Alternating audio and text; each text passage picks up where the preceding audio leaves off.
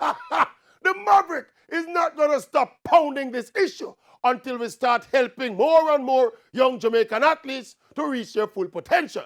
Now, Jamaican starlet Brianna Williams is the double Carifta Sprint double champion, the world junior champion, now junior Pan Am 100-meter champion, national junior record holder, and more.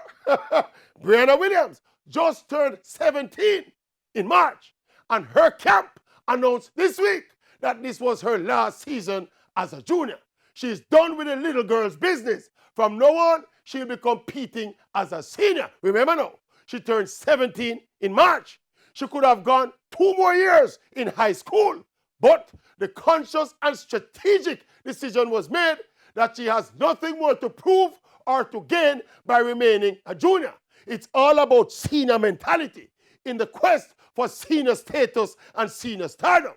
Now, I can't bother with a long argument to make the point this evening. I just want to ask these simple questions.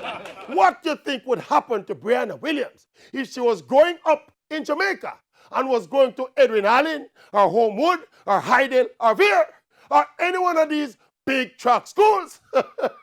Oh yes, she would be in first year class 1 and fully focused on what?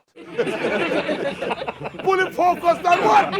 Yes, Brianna Williams would be fully focused on what? I don't know.